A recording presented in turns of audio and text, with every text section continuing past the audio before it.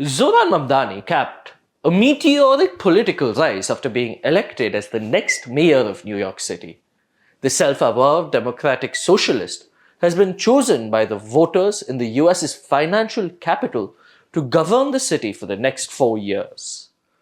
The election that has seen more than 2 million voters cast their ballots for the first time since 1969.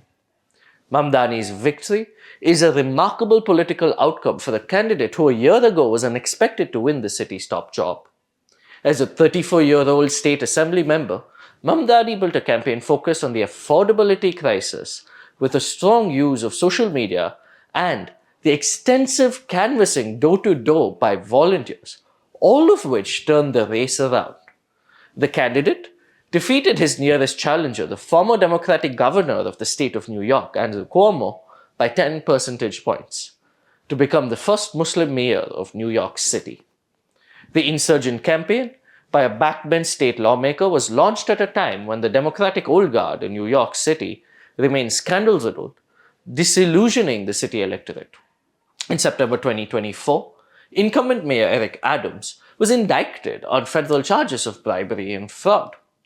In a slick campaign video a month later in October, Mamdani laid out his 3 core promises: freeze the rents for roughly 1 million rent-stabilized homes and build new affordable housing, make buses free and faster, and provide universal childcare for all.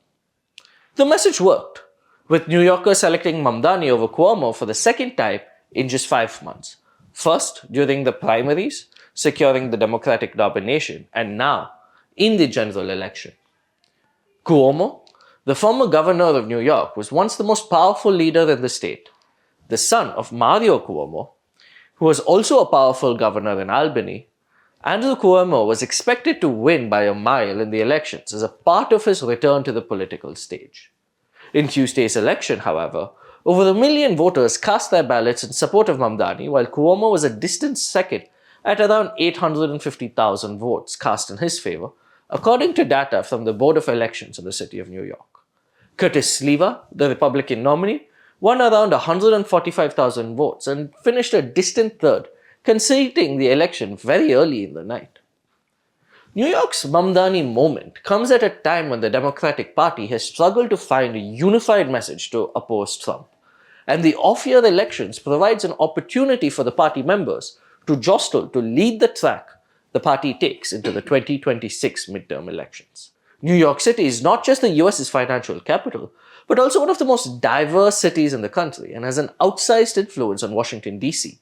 US President Donald Trump built his business empire from New York City, while senior officials in his administration, such as Secretary of Commerce Howard Lutnick and Steve Witkoff, the Special Envoy to the Middle East, all had long stints living in the city.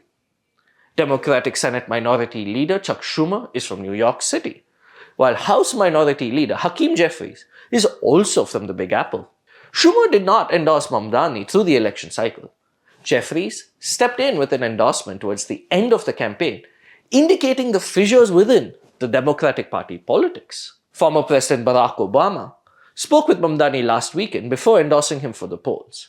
This jostle between the Democratic left and the moderate Democrats continues as the US government shutdown also entered its record-breaking 36th day.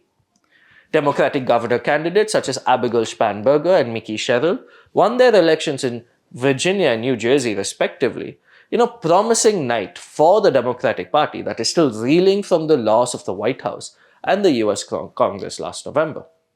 Mamdani was born in Uganda to parents with Indian descent and is also, according to the New York Times, the first mayor since Abe Beame in the 1970s to be born outside the borders of the United States of America. However, despite the strong support, Mamdani is set to face a number of challenges as he takes over City Hall. A large part of his policies, including any tax increases, needs to be passed by the state legislature in Albany and signed into law by Governor Katie Hochul. While the governor has hit the campaign trail in support of Mamdani, there remains questions over the support the state legislature would give for his funding plans.